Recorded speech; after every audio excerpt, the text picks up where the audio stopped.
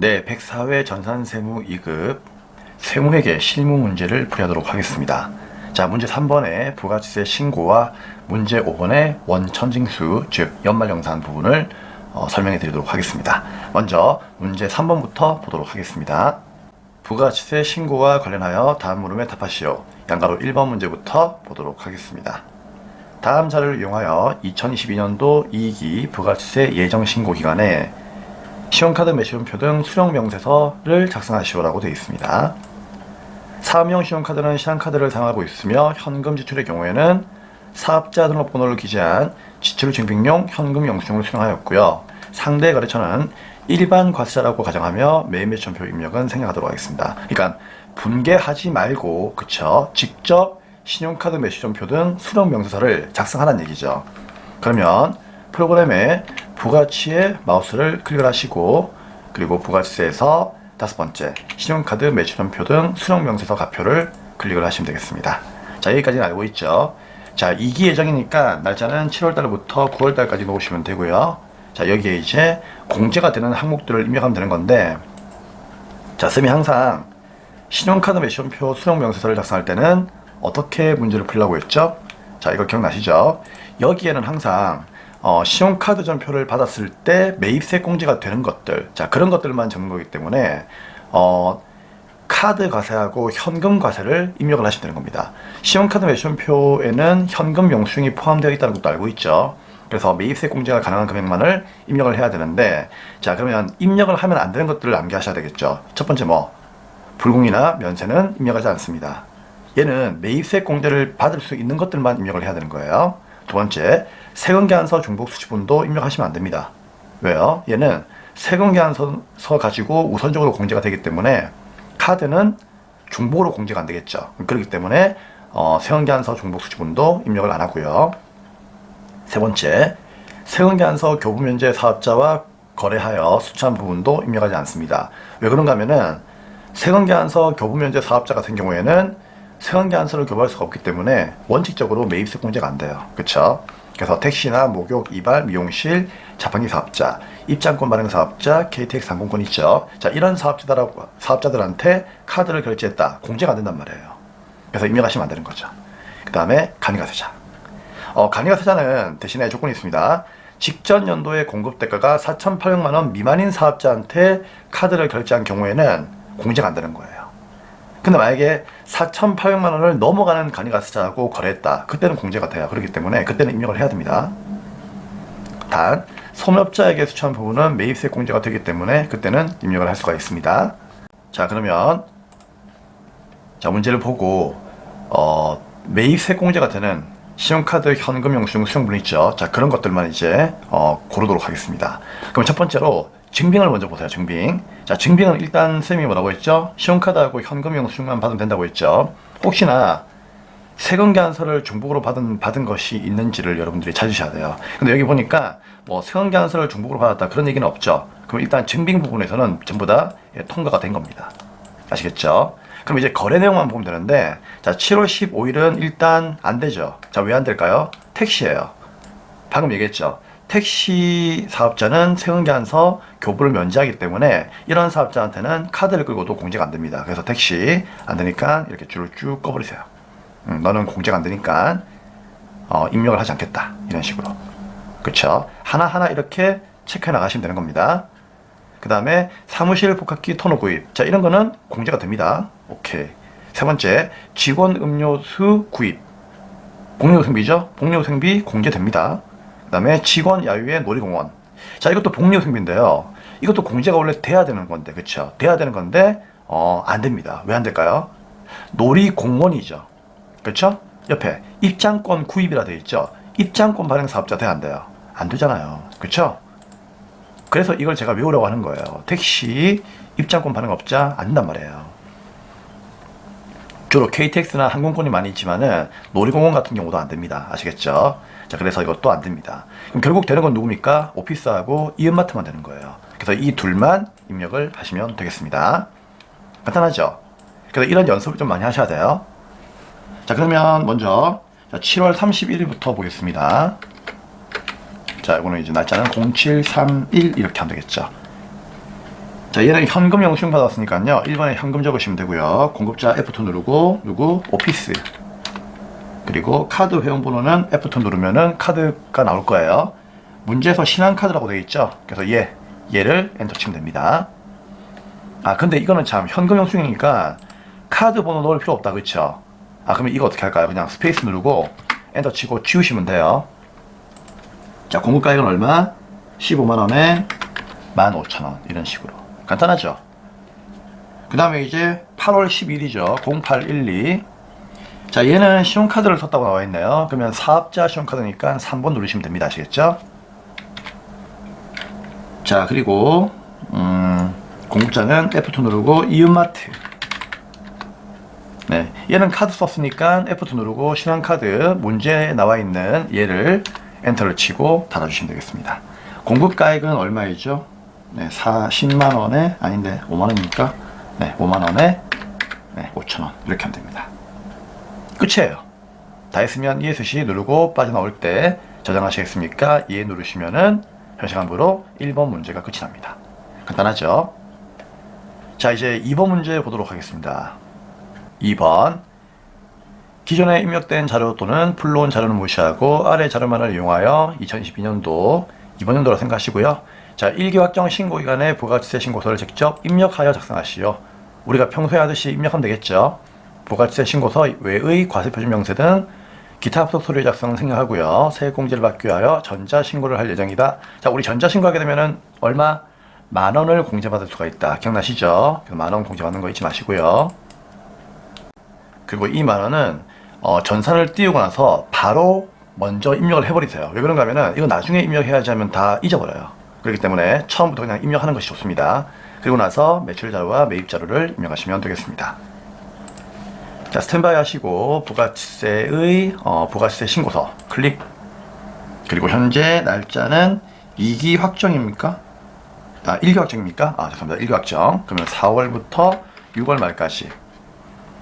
자, 여기 입력하시면 되겠죠. 첫 번째 뭐부터? 전자신고 세액공제부터. 그럼 여기 아무 데나 클릭하시면은 여기에 54번 나오죠. 예, 10,000원 적으시면 되겠습니다. 1,000만원 아닌데, 10,000원인데, 그쵸? 예. 자, 10,000원 적으시면 되고요. 그리고 나서 매출 자료부터 입력을 하겠습니다. 자, 문제를 보시면 먼저 1번부터 볼게요. 전자세원계한서, 첫 번째죠. 네, 전자세원계한서 발급과세 매출액이 1억 3천 부가세 별도가 있고요. 신용카드는 부가세를 포함되어 있죠. 그럼 얘는 나누기 1.1 해가지고 300에 30을 적으시면 되는 거예요. 자, 이것부터 하겠습니다. 그럼 세원계한서는 1번이니까 1억 3천에 1,300 넣으시면 되고요. 그 다음에 신용카드 부분은 332 부가세 포함되어 있으니까 300에 30으로 나누시면 되고요. 자, 세 번째는 직수출액되어 있는데요. 얘는 당연히 어디에? 세원계한서 발행하지 않으니까 영세의 기타 6번에다가 넣으시면 되겠죠. 얼마? 1,200. 자, 문제 좀 봐주세요. 그 다음 비사업자에 대한 정규 영수증 외 과세 매출액되어 있죠. 44만원.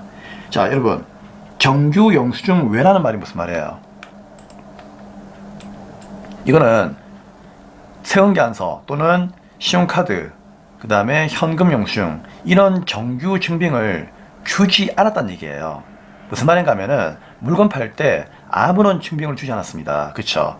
그럼 이런 거는 부가세 신고 안 하고 그냥 뭐 숨겨버릴까요? 숨겨버리는 순간 나중에 세무조사 날라올 수 있습니다. 그렇기 때문에 숨기시면 안 돼요. 그래서 얘는 어떻게 한다? 결국 무증빙이니까요. 우리 알고 있죠? 건별이에요. 건별은 어디에 입력한다? 여기에 과세의 기타로 가셔야 돼요. 기타. 정규 영수증 외 매출분 여기 가셔야 돼요. 그래서 여기다가 부가세 포함되어 있으니까 당연히 나눠야 되겠죠? 그래서 40만원에 4만원으로 이렇게 쪼개 주셔야 됩니다. 아시겠죠? 자, 그 다음에 2012년도 1기 소멸레시오가 완성된 외상물 출금이 있답니다. 그러니까 소멸레시오가 완성되었다는 얘기는 돈 떼었는데 소멸레시오가 완성되었으니까 내가 대손세액 공제를 받을 수가 있다, 그런 얘기죠. 그래서 110만원 돼 있는데 부가세 포함이니까, 그쵸? 여기에서 부가세 부분 10만원만 마이너스를 치면 되겠죠. 어디에다가? 그렇죠. 대손세액 가감에다가 여기에 마이너스 10만원 적으시면 되는 겁니다. 참고로 여기다가 마이너스 100만 적으시면 안 되겠죠, 여러분? 그쵸? 왜 그래요? 우리 과세 표준에서 공제하지 않는 것 세 가지 누가 있었죠? 장대하, 장, 판매 장려금, 대손금, 하자 보증금. 기억나시죠? 자, 그 중에서 대손금은 대손세 공제를 받을 수는 있지만 여기에서 과세 표준에서 공제하진 않아요. 그렇기 때문에 마이너스 100만 원을 적으시면 안 되는 거예요. 자, 그런 이야기도 쌤이 기본 강의 때 다 얘기를 해드렸습니다. 자, 매출 자료는 이제 입력 다 했고요. 매입 자료 갈게요. 세원계한서 수치분 매입액이 있는데 일반 매입액이 공급가 5,500에 550이 있네요. 근데 이 중에서 접대 물품 관련 매입액이 있는데 우리 접대비는 공제가 안 되잖아, 그렇죠? 1,000만 원하고 100이 포함되어 있으며 나머지는 과세 재고자산의 구입액입니다. 그럼 어떻게 할까요? 일단 불공이라도 일단 무시하시고요. 불공 다 포함해가지고 세원계한서 수치한 거는요 모조리 다 입력을 해야 됩니다. 그래서 매입에 일반 매입에 가셔가지고요 그냥 5,500에 550 일단 편하게 입력하세요. 지금 뭐 불공이 중요한 건 아니니까 일단 입력 다 하세요. 자, 입력 다 하시고 자, 이 안에서 이제 얼마가 1,000만 원에 100만 원이 불공이야. 그러면 걔는 어디에 입력하라는 얘기예요? 공제받지 못하는 매입세에다가 체크해가지고 우측 상단 50번에 중복으로 한 번 더 입력하라는 얘기죠. 1,000만 원에 100만 원. 그럼 여기에서 어떻게 한다? 전산이 알아서 1,000만 원에 100만 원만큼의 매입액과 매입세액을 빼줍니다. 아시겠죠? 자, 그런 식으로 이제 입력을 하시면 되는 거예요. 어렵지 않죠? 네. 자, 두 번째, 일기 예정 신고 시 미환급되는 세액이 있는데 80만 원만큼 있답니다. 우리 예정 신고 때는 환급이 안 되죠. 언제? 확정 때 되는 거죠. 지금 확정이니까 여기에 21번 예정 신고 미환급 세액 돼 있죠. 여기에다가 금액을 80만 원 넣으시면은요. 나중에 여러분들이 내야 되는 세금이 있다면 자, 이게 원래는 납부해야 되는 세금이죠. 납부세액 있다면 여기에서 빼줍니다. 80을 빼고 차가감하여 납부할 세액이 작아지는 거죠. 엔터 한번 쳐볼까요? 어때요? 괜찮죠? 이런 식으로. 그래서 예정 신고 때는 환급이 안 되니까, 그쵸? 그런 것들은 어떻게 한다? 확정 신고 때 이렇게 금액만 넣어주시면은 납부세액에서 빼줍니다. 혹시 납부세액이 있잖아요. 마이너스가 되었다. 그러면은요, 80까지 마이너스가 되면서 같이 환급을 받을 수가 있습니다.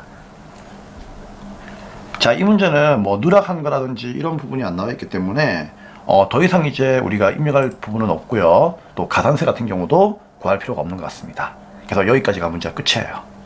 다 한 거예요, 이제. 아시겠죠?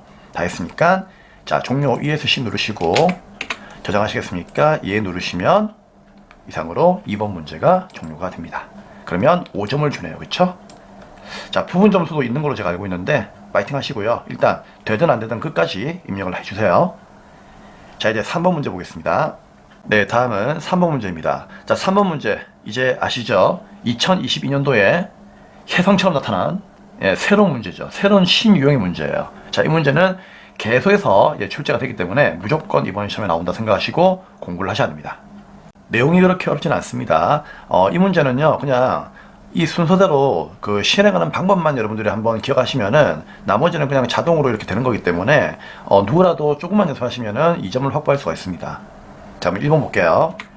부가세 신고서와 관련 부속 서류는 마감되어 있습니다. 마감되어 있기 때문에 굳이 볼 필요는 없습니다. 볼 필요 없는데 그래도 혹시 모르니까 한번 보도록 하겠습니다. 자, 부가세 신고서 2확정이니까 10월에서 12월까지 놓으시면 되고요. 엔터 치면은 이렇게 마감되어 있다 그 얘기예요. 아시겠죠? 그리고 여기에 F3번에 마감 취소라고 되어 있는데요. 이거 누른다고 해서 취소되는 건 아니거든요. 그렇기 때문에 한번 잠깐 눌러보세요. 눌러보시면은 이렇게 마감이 되어 있다는 것을 알 수가 있다 그 얘기예요. 여기에서 마감 취소를 눌러야만 말 그대로 취소가 되는 겁니다. 근데 이거 누르시면 안 돼요. 지금은 확인만 하라는 얘기죠. 그쵸? 그래서 신고서와 기타 여기 있네요. 부속 서류들은 요 세 가지 마감되어 있다 그 뜻이에요. 자, 취소 누르시고 그냥 그렇구나 하고 나오시면 됩니다. 그리고 두 번째 이제 전자신고를 하러 가겠습니다. 자, 전자신고 국세청 홈택스 전자신고 변환 순으로 진행한다. 이게 그냥 이거잖아요. 전자신고 클릭 그리고 나와있죠. 자, 여기에서 이제 국세청 신고를 할 건데요. 하려면 일단 날짜를 넣으셔야 되겠죠. 어떻게? 10월에서 12월까지. 자, 아무런 말이 없으면은요. 여기는 무조건 뭐다? 네, 납세자 자진 신고로. 자, 3번 보세요. 납세자 자진 신고로 이제 선택을 해서 우리가 파일을 제작해야 되기 때문에 10월에서 12월로 놓고요. 그 다음에 엔터를 친 상태에서 여기에 제작을 누르시면 돼요. 제작. 자, 이런 게 보이죠? 이때 3번에 있는 이 비밀번호를 그대로 넣으시면 돼요. 1, 2, 3, 4, 5, 6, 7, 8.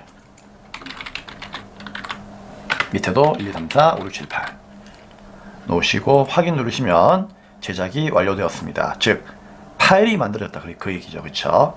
파일이 만들어졌기 때문에 이제 그 파일을 어떻게 한다? 네 번째, 저장 파일의 경로는 로컬 디스크 C에 있으며, 자, 이런 이제 확장자로 파일명으로 저장이 되어 있다 그런 뜻이에요. 그쵸? 그럼 얘를 찾아가지고 첨부하시면 됩니다. 그리고 마지막에 전자 파일을 제출하기를 완료합니다. 이 내용은 쌤을 따라하시면 됩니다. 자, 그러면 다시 방금 우리가 어디까지 했죠? 네, 제작 눌러가지고 비밀번호 걸어가지고 파일 만들었죠. 그 파일을 이제 홈택스 홈페이지에다가 첨부해가지고 제출하시면 되는 거예요. 그래서 위에 있는 F6번 홈택스 바로 가기 클릭하시고요. 그러면은 뒤쪽에 이렇게 인터넷이 뜰 거예요. 가상의 홈페이지입니다. 닫기 누르시고 그 다음에 이렇게 홈페이지가 나올 거예요. 이거는 시험용의 홈페이지지 원래 실무에서는요 이제 인터넷으로 이렇게 홈페이지에 가셔가지고 첨부를 하는 거죠. 자, 그럼 여기서 어떻게 한다? 변환 대상 파일 선택되어 있죠. 찾아보기 클릭. 그리고 나서 이 상태에서 있잖아요. 밑으로 쭉 내려오세요. 그럼 맨 밑에 이제 문제에서 언급한 그 ENC 파일이 이렇게 만들어진 거예요. 그쵸? 그럼 ENC 파일이 이렇게 만들어지면은 얘를 어떻게 한다? 더블 클릭하든지 열기를 누르시면은 이렇게 첨부가 됩니다. 거의 다 했어요. 그쵸? 그럼 첨부했으면 이제 어떻게 한다? 전송을 해야 되겠죠? 그래서 밑으로 쭉 내려오세요. 눌러가지고 자, 이 파일이 잘 되었는지를 이제 검증해야 됩니다. 그래서 여기 있는 형식 검증하기부터 해서 계속 클릭을 해서 검증을 하시면 돼요. 자, 형식 검증하기 클릭. 자, 비밀번호는 문제서 주었던 1, 2, 3, 4, 5, 6, 7, 8까지 누르고 확인 누르시면 되겠죠. 그럼 검증 다 했고요. 자, 검증 결과 확인 클릭. 네, 확인 내용 나왔죠? 그냥 넘어가시면 돼요. 그 다음에 내용 검증하기 클릭. 검증 결과 확인. 이렇게 순서대로 하나, 둘, 셋, 넷 누르시면 되는 거예요. 그리고 그리고 이제 마지막으로 전자 파일을 제출 누르시면은 이렇게 완료된 파일이 모든 검증을 다 거치면서 마지막 화면이 뜹니다. 자, 이때 전자 파일 제출하기를 누르시면은요 정상 변환된 신고서를 제출합니다라고 나오거든요. 이때 확인 누르시면은 위와 같이 접수가 되었습니다. 접수되면은 끝나는 거예요. 그래서 이렇게 실무에서도 접수가 되어야만 전자신고를 다 했구나라고 인정을 해주는 겁니다. 아시겠죠? 그래서 여기까지 딱 나와야 되는 거예요. 그리고 닫기 누르시고 ESC 빠져나오시면 이상으로 3번 문제도 끝이 나는 겁니다. 괜찮죠? 네, 현시간부로 부가치세 신고는 이제 끝을 내도록 하고요. 자, 다음 문제는 이제 원천징수로 가도록 하겠습니다. 원천징수를 보도록 하죠. 자, 문제 5번입니다. 네, 문제 5번 원천징수에 관한 문제를 풀이하도록 하겠습니다. 양가로 1번입니다. 다음은 총무부 사원 강지우의 부양가족 자료입니다. 부양가족은 생계를 같이 하고 있으며 부양가족 공제는 요건이 충족되는 경우 모두 강지우 사원이 적용받기로 한다. 근로자 본인의 소득세가 최소화되도록 사원 등록 메뉴에 부양가족 명세를 작성하시오. 단 기본공제 대상자가 아닌 경우에는 기본공제를 프로 입력할 것. 그러니까 기본공제 대상자가 아니라고 해서 입력을 하지 않는 게 아니고 그 인적사항은 입력을 하되 프로 놓으란 얘기예요. 알고 계시죠? 그래서 본인부터 자녀까지 모두 일단 주인번호하고 이름하고 관계는 다 입력을 하셔야 되는 겁니다. 아시겠죠? 그리고 나서 하나씩 비고란을 보시면서 공제가 되는지 안 되는지를 체크하시면 되는 거예요. 그러면 메인 화면에서 사원 등록으로 일단 가셔야 되겠죠? 자, 등록하셔가지고 자, 강지우 씨가 여기에 입력이 되어 있다, 그쵸? 자, 주인번호까지 입력이 되어 있고요. 자, 그러면 이제 부양가족 명세에 가셔가지고 강지우 씨를 비롯한 나머지 이제 부양가족들을 입력하시면 되겠습니다. 자, 그러면 본인은 일단 무조건 공제가 되니까 본인부터 일단 체크하시고요. 그쵸? 자, 본인이 혹시 장애인이거나 뭐 이런 경우에는 본인도 추가 공제가 되죠. 근데 그런 내용들은 안 나와 있으니까 일단 본인은 기본 공제만 일단 체크되어 있는 거 확인하시면 됩니다. 자, 두 번째 정혜미 배우자 갈게요. 자, 배우자는 몇 번입니까? 3번이죠. 자, 빠르게 적겠습니다. 정혜미. 자, 내국인이고요. 주인번호 적고 몇 번? 7510 10 2845 212. 자, 배우자는 일단 연령 제한은 없죠. 그쵸? 하지만 소득금액 제한은 있습니다. 자, 배우자의 소득금액이 얼마입니까? 퇴직 소득금액이 200만 원이죠. 100만 원 넘었네요. 배우자는 공제돼야 안 돼요. 안 됩니다. 그렇기 때문에 부과되는 겁니다. 나머지 추가 공제는 당연히 안 되겠죠. 기본 공제가 부면은 추가도 안 된다. 그 다음, 자, 김미자 본인의 모친이죠.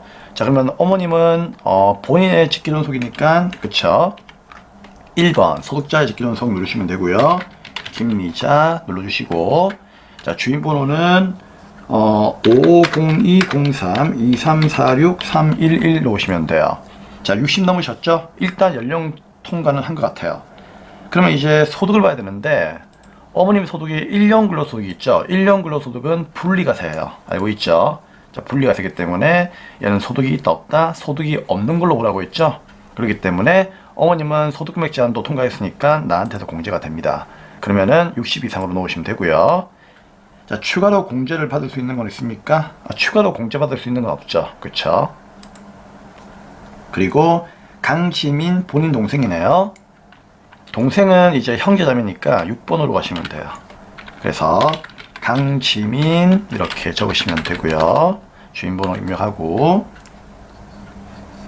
자, 791010-21154 둘둘이죠. 자, 우리 지민씨가 지금 보니까 연령이 20살 넘었으니까 연령 제한에서는 어떻습니까? 연령 제한에서는 현재 통과하지 못했죠. 하지만 장인이세요.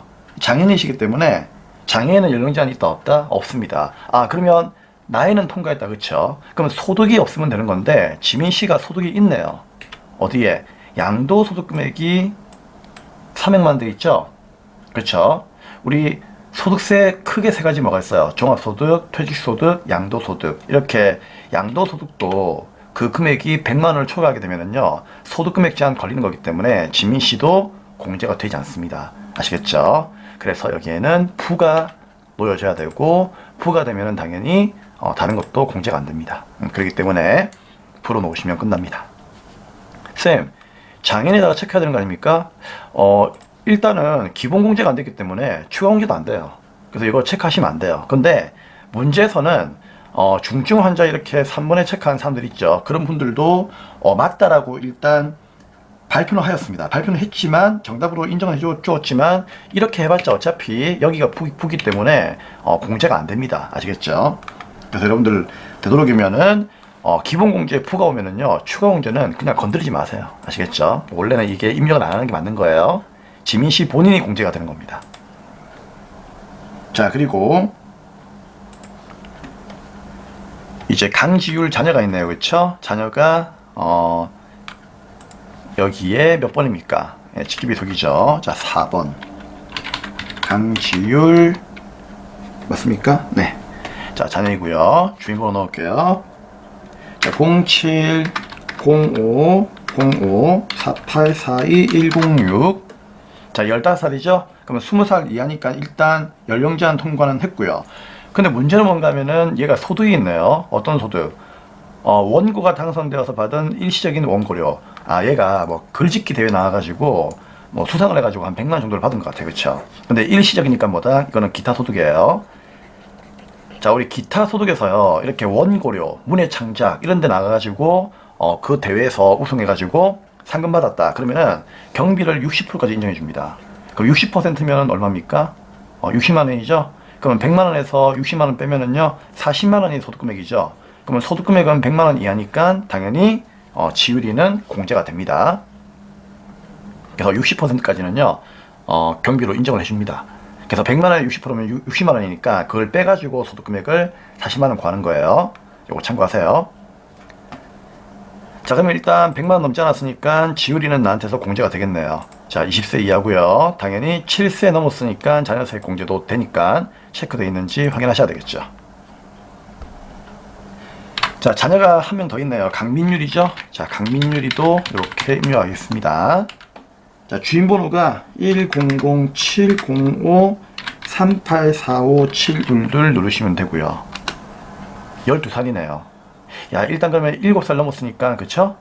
자녀세 공제도 될 것 같고, 20살 이하니까 당연히 연령 제한 통과는 한 거죠.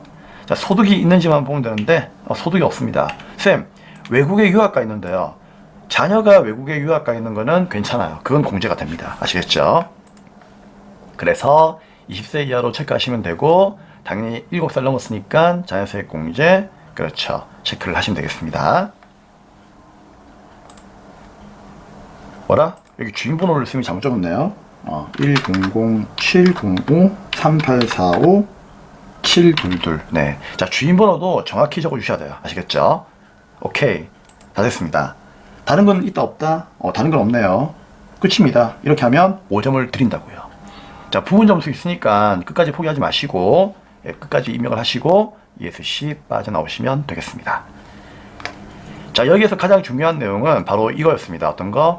지유리의 원고료, 그렇죠? 그래서 이런 일시적인 원고료 문예 창작, 글짓기 대회 같은 거 있죠? 그런데 나와가지고 수상하게 되면은요, 그 상금의 60%를 빼고, 그렇죠, 소득금액을 구한다는 거. 자, 이거 하나만 여러분들이 좀 체크해 주셨으면 좋겠습니다.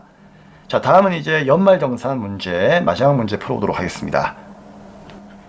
2번 문제입니다. 자, 2번 문제는 연말정산인데요. 자, 우리 연말정산은 항상 지금 화면에 보시는 보험료, 의료비, 교육비, 기부금, 신용카드에 연령 제한과 소득금액 제한에 대해서 여러분들이 꼭 암기를 하셔야 되겠죠. 자, 간단하게 좀 보고 들어가도록 하겠습니다. 자, 보험료는 참고로 연령 제한과 소득금액 제한이 있다 없다? 있습니다. 그쵸? 이게 제일 중요하죠. 둘 다 있으니까 잘 판단해야 돼요. 근데 의료비는 사람이 아픈 거기 때문에 연령과 소득금액 제한이 없어요. 그렇기 때문에 마음 편안하게 의료비는 되는 것들을 다 입력하시면 됩니다. 그리고 교육비, 기부금, 신용카드, 교기신이죠. 이 세 가지는요, 똑같아요. 연령 제한까지는 없어요. 그러니까 20살 넘어가던 뭐 60세를 넘어가지 않던 상관없어요. 아시겠죠? 연령 따지지 말고 소득금액 제한만 따지세요. 그러니까 소득금액 제한만 통과를 한다면은 공제가 됩니다. 근데 통과하지 않으면은 공제가 안 되겠죠. 그런 내용들을 꼭 기억하셔야 됩니다. 자, 그러면 자, 보험료부터 이제 입력을 할 건데요. 자, 입력하기 전에 문제를 읽어보겠습니다. 다음은 영업사원 한기용 씨의 연말정산 관련 자료이고요. 근로자 본인의 소득세 부담이 최소화되도록 연말정산 추가자료 입력 메뉴에 부양가족 탭을 수정하고, 야, 이거 부양가족 탭까지 수정해야 되겠다, 그쵸? 연말정산 입력 탭과 의료비 지급 명세서는 의료비는 부양가족 탭을 사용할 것을 입력하시라고 되어 있습니다. 자, 의료비 이제 어디에 입력하는지 알고 있죠? 네, 부양가족 탭에서 입력을 합니다. 자, 그 얘기하는 거고요. 일단 그러면 이 문제는요, 지금 자료가 2번에 있는 추가 자료에 가셔가지고 부양가족 돼 있죠. 이 부양가족에 소득이 뭐 없음 이렇게 나와 있는데, 이 소득을 보면서 방금 우리가 1번 문제에서 풀었던 그 인적 공제를 먼저 좀 하셔야 될 것 같아요. 그쵸? 자, 그러면은 일단은 전산에서 연말정산 추가 자료 입력 클릭을 하시고요. 자, 화면을 좀 크게 띄우세요. 크게 띄우시고 사원 한기홍 씨를 불러오겠습니다. F2 한기홍 있네요. 엔터. 그러면은 여기에 한기홍 씨의 총급여부터 해서 쭉 뜰 겁니다. 자, 부양가족 가볼게요. 클릭. 그럼 여기 뭐다? 요 기본 공제 있죠. 이게 잘 되어 있는지를 한번 확인해 보란 얘기예요. 그럼 기홍 씨 본인은 일단 공제가 되는 거니까 놔두면 되고요. 이제 김어른, 이슬비, 한기쁨. 자, 이 세 분을 이제 기본 공제가 정말 부가 맞는지를 확인해야 되는데, 자, 문제 보니까 배우자는 소득이 없죠. 그럼 배우자는 일단 어때요? 배우자는 연령 제한 없잖아요, 그렇죠? 잠시만, 배우자가 누구죠? 아, 이슬비네요, 그렇죠? 그럼 이슬비 씨부터 할게요. 어쩐지 배우자 이름 치고 김어른은 좀 이상하더라고. 그래가지고 좀 체크하겠어요. 자, 그러면은 이슬비 씨가 배우자인데 연령 제한은 없어요. 하지만 기본 공제는 되느냐 그 얘기죠. 되죠. 왜? 지금 보니까 소득이 없대요. 소득이 없으면 배우자 기본 공제가 됩니다. 이거 고치란 얘기예요. 그리고 한기쁨 자녀가 초등학생이죠. 소득이 없답니다. 그럼 당연히 뭐다? 기쁨이도 공제가 되는 거죠. 소득이 없으니까 20살 이하로. 그리고 7살 넘었으니까 자녀세액 공제되는 거고요. 마지막으로 이제 김어른 모친이죠. 자, 어머님은 총급여가 600이에요. 야, 총급여가 500 이하가 돼야 되겠죠. 그쵸? 여러분 이거 아시잖아요. 우리 소득금액 제한은 소득금액이 100만원 이하이고 근로소득만 있을 경우에는 500만원 이하만 되면은 공제가 된다고 했죠. 그거 얘기하는 거예요. 이거는 뭐 보의 교기신 이런 연말정산이나 인적공제나 둘 다 이 연령 제한과 소득금액 제한의 판단을 따라가는 거기 때문에 그냥 이거 보시면서 하시면 돼요. 자, 아무튼 그러면 자, 우리 어머님은 지금 어떻습니까? 어머님은 네, 총급여가 600이기 때문에 어머님은 나한테 공제가 안 됩니다. 그래서 어머님은 그냥 그대로 풀어 놓으시면 됩니다. 선생님, 어머님 장애인이신데요. 장애인이시더라도 일단 소득이 500을 넘었기 때문에 그거는 어머님이 공제받는 거지 나한테 공제가 되는 게 아니겠죠. 그렇기 때문에 어머님은 푸만 놓으시면 끝나는 겁니다. 그래서 항상 얘기 드리지만 기본 공제가 부과되게 되면은요, 추가 공제는 안 되는 거예요. 그래서 부양가족 이제 명세는 입력 다 했고요. 자, 이걸 근거로 해서 이제 연말정산 자료 입력을 하자, 그 얘기예요. 자, 갑니다. 보의 교기신. 자, 보호부터 보겠습니다. 보험료. 자, 공제가 안 되는 걸 한번 골라볼게요. 본인 자동차 보험료 되겠죠. 근데 뭐는 안 돼요? 저축성 보험료는 공제가 안 됩니다. 알고 있죠? 자, 보장성 보험료 당연히 공제가 되는 거죠. 그러면은 75만원과 15만원 더해가지고 얼마? 90만원만 공제가 되는 겁니다. 자, 보험료 위치 알고 있죠? 보장성 보험 일반에다가 합 90을 넣으시면 돼요. 자, 보험료는 저축성 보험은 공제가 되지 않는다. 꼭 기억하시고요. 자, 의료비. 뭐 의료비는 웬만하면 다 됩니다. 그렇죠? 근데 해외에 가서 사용한 의료비라든지 이런 건 안 돼요. 그렇죠? 그다음 뭐 보약이라든지 뭐 성형수술 이런 거 안 됩니다. 그리고 또 중요한 거 50만원 한도가 있었죠? 안경, 컨택트 렌즈 이런 것들은 전부 다 50만원까지 한도로 공제가 되는 거죠. 자, 그러면 이제 보겠습니다. 모친 질병 치료 목적의 병원비가 있죠. 한기용씨 이제 본인이 이제 신용카드로 결제했답니다. 이거는 사람이 아픈 거기 때문에 어머니께서는요, 비록 소득금액 때문에 인적 공제는 안 되었지만 그래도 의료비는 공제가 되는 거예요. 왜 그런가 하면 의료비는 방금 쌤이 얘기 드렸듯이 사람이 아픈 거니까 연령 제한과 소득금액 제한이 없어요. 그러니까 인적 공제가 안 된다고 해가지고 의료비가 공제가 안 되는 건 아니라는 얘기죠. 그래서 어머님도 공제가 됩니다. 그 다음에 모친 보약은 돼야 안 돼요. 보약은 안 되죠. 그렇죠? 의료비가 되더라도 보약은 안 됩니다.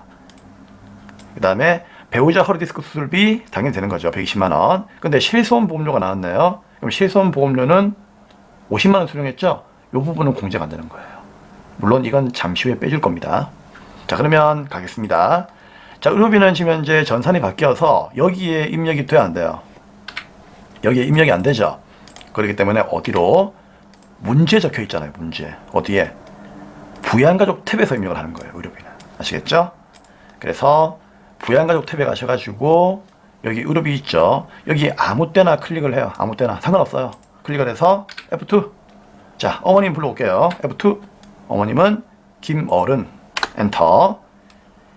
자, 여기는 이제 병원 이름하고 넣으시면 되는데 병원 이름 안 나와 있죠. 아무리 찾아봐도 안 나와 있어요. 그렇기 때문에 무시하시고 엔터.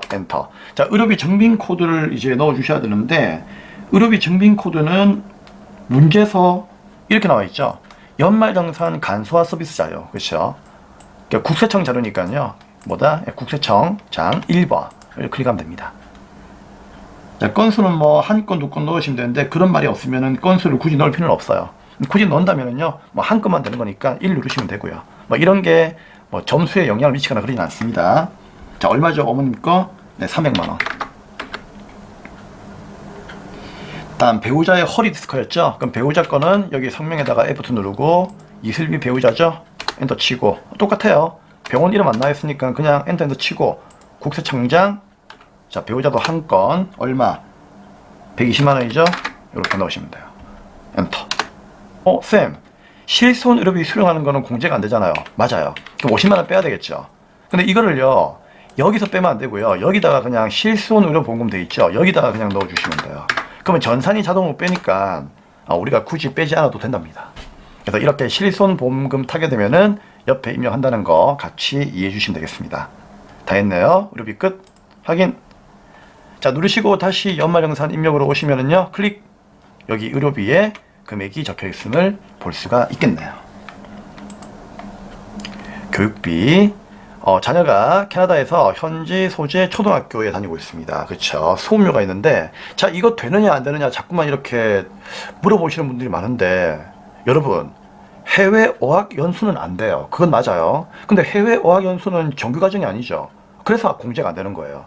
하지만 다른 나라에 가서 우리나라와 똑같은 어떤 교육법에 따른 초, 중, 고 대학교를 다니기 위해서 다른 나라로 갔다. 그거는 되는 거예요. 그거는 정규 교육이기 때문에 되는 거예요. 아시겠죠? 하지만 어학연수는 정규 과정이 아니기 때문에 걔는 안 되는 겁니다. 그래서 오해를 많이 하시는데 다른 나라에 가서 초중 고등학교 대학교 다니는 거는 공제됩니다. 그러니까 수업료 2천만 원 그대로 어떻게 한다? 어디에 교육비에다가 적으시면 돼요. 아시겠죠? F2 얼마? 2천만 원. 이게 방금 고등학교였나? 아, 초등학교? 오케이. 그럼 초중고에다가 가셔가지고 F2 2천만 원 넣으시면 돼요. 물론 연 한도가 300이지만은요, 이거 잘라도 괜찮고요, 안 잘라도 괜찮아요. 그래서 300도 답이고 2000도 답이에요. 어차피 전산에 잘라주니까 굳이 여러분들 애써가지고 뭐 빼가지고 입력하고 그렇게 하지 마세요. 아시겠죠? 그냥 그대로 넣어주시면 됩니다. 그 다음에 기부금. 자, 배우자의 종교단체 기부금 50만원. 자, 배우자는 소득금액 제한 통과했으니까 배우자가 기부한 것도 나한테서 공제가 되겠죠. 자, 이거 어디 가면 되는 거예요? 자, 기부금은 조금 내려셔가지고 여기에 가셔야 되겠죠. 여기에 뭐 아무 때나 클릭해서 F2. 자, 종교단체는 어디에 있습니까? 종교. 여기 종교 단기라 돼 있죠. 여기에 넣으셔야 돼요. 자, 얼마를 기부했죠? 우리 배우자가 50만원 기부했네요. 나한테서도 공제가 된대요. 확인 누르시면 되고요. 그 다음에 이제 마지막으로 신용카드가 있는데, 자, 이 신용카드 조심할 게 있습니다. 본인 카드 쓴 거 있죠? 1000만원. 모침 병원비 300 있는데, 이게 위에서 보았던 이거 의료비예요. 의료비. 여기 신용카드 결제된 거 나와 있죠? 자, 이거 중복공제가 된다 안 된다? 됩니다. 의료비는 신용카드 중복공제가 돼요. 아시겠죠? 그렇기 때문에 그대로 넣어주시면 됩니다. 그래서 이 300을 여기서 빼면 안 됩니다. 그 다음에 대중교통 이용료는 100만원이고요. 자, 그러면 어떻게 하면 되느냐. 신용카드에 가셔가지고 왼쪽에 F2. 자, 일단 방금 뭐였지? 네, 전통시장에서 사용한 거 있죠? 이거는 당연히 어떻게 한다? 여기다 넣어야 되겠죠. 얼마? 네, 100만원. 그럼 1000만원에서 100만원 빼고 나머지 900만원만큼만 여기다가 신용카드에 일반으로 넣으시면 되는 거예요. 간단하죠? 그 다음 배우자의 현금 영수증 400이 있는데 전통시장에서 50을 썼네요. 그럼 50과 350을 따로따로 입력하면 되겠죠? 자, 배우자도 소득금액이 없기 때문에 나한테서 공제가 됩니다. 배우자 명의의 카드라도 배우자가 돈을 안 버니까 나한테서 되는 거예요. 자, 그러면은 대중교통 이용한 전통시장인가? 뭐지? 뭐라? 죄송합니다. 본인 카드가 100만원이 대중교통이었다. 그쵸? 여기에 적어야 되겠네. 여기 100만원 적고 전통시장은 스페이스 지우고 죄송합니다 여러분. 정리하겠습니다. 그러면 여기에다가 배우자 거 50만원을 넣으시면 되겠죠. 네. 갑자기 혼란을 들어서 정말 죄송하게 생각하고 있습니다 여러분. 용서해주세요. 네, 바꾸겠습니다. 그리고 위에 그러면 어떻게 하면 되죠? 50을 뺀 나머지 350을 현금 영수증에다가 적으시면 되겠죠. 갑자기 선생님이 좀 당황을 해가지고 죄송합니다 여러분. 네, 그래서 이렇게 이제 입력하시면 되겠습니다. 자, 확인 누르시고요. 이제 마지막 한 개 남았다. 주택자금이죠. 자, 장기주택저당 차입금의 이자 상환액입니다. 아래 추가 자료를 참고할 것 돼 있는데, 자, 여기 보니까 주택자금 세분의 여기 나와 있죠. 자, 한경사원은 세대주고요. 국민주택 규모의 1주택을 본인 명의로 소유하고 있습니다. 그러니까 1주택까지만 있으면은 주택담보대출, 그쵸? 장기저당 주택 차입금에 대한 이자까지는 공제가 됩니다. 그쵸? 오케이. 명의자는 한기용이고요. 차입일은 2014년도에 6월 1일 날 빌렸습니다. 그러면 2014년 6월 1일 이후에다가 넣으시면 되고요. 사용기간 15년 고정금리입니다. 자, 이게 중요하죠. 자, 취득일자 당시 기준시가는 3억입니다. 위 자료 외의 장기주택저당 차입금, 이자 상환액 공제 요건은 모두 충족했으니까 충족했으니까 공제를 받으시면 되는 거죠. 그러면 전산 가셔가지고 장기주택저당 차입금에 대한 이자 상환액은 어디에서 입력하느냐? 여기에서 입력하시면 돼요. 왼쪽에 34번 주택차입금 원리금 상환액 돼 있죠? 그쵸? 밑에 주택저당 차입금 이자 상환액 돼 있어요. 자, 요 34번에서 입력하면 되는데 여기에 클릭하시고 F2 누르신 다음에 입력을 하는데, 자, 돈을 언제 빌렸는지가 중요합니다. 언제 빌렸죠? 2014년도 6월 1일 날에 빌렸잖아요. 그러면은 2015년도 이후는 아니죠. 그럼 2012년도 이후니까 여기에서 입력을 하시면 되는 거예요. 아시겠죠? 그리고 금리가 어떤 금리죠? 고정금리죠? 맞나요? 자, 고정금리이고, 그 다음에 거치, 비거치 뭐 이런 거는 나와 있습니까? 안 나와 있죠. 그쵸? 그러면 어쩔 수 없다. 뭐 이거는 그냥 오하니까요. 이거 안 나와 있더라도 어차피 고정금리니까, 그쵸? 고정금리에다가 그냥 입력을 하시면 되겠습니다. 자, 여기에 얼마를 입력하면 되겠습니까? 네, 200만 원만큼을 입력하시면 되겠습니다. 최대한 이제 가까운 거를 이제 위주로 해가지고 입력하시면 되는 거예요. 그쵸? 네, 이렇게 해서 이제 주택자금까지 입력을 다 끝냈습니다. 더 이상 입력할 게 없네요. 네, 확인 누르시면 되고요. 현 시간부로 한기홍 씨의 연말정산도 마무리를 하도록 하겠습니다. ESC 빠져나오시면서 끝을 내시면 되겠습니다. 네, 고생 많으셨고요. 우리 전산세무 2급 이제 104회 부가세하고 원천징 기술을 다 끝냈습니다. 네, 복습 많이 해주시고요. 자, 다음 강의는 이론 강의에서 뵙도록 하겠습니다. 네, 감사합니다.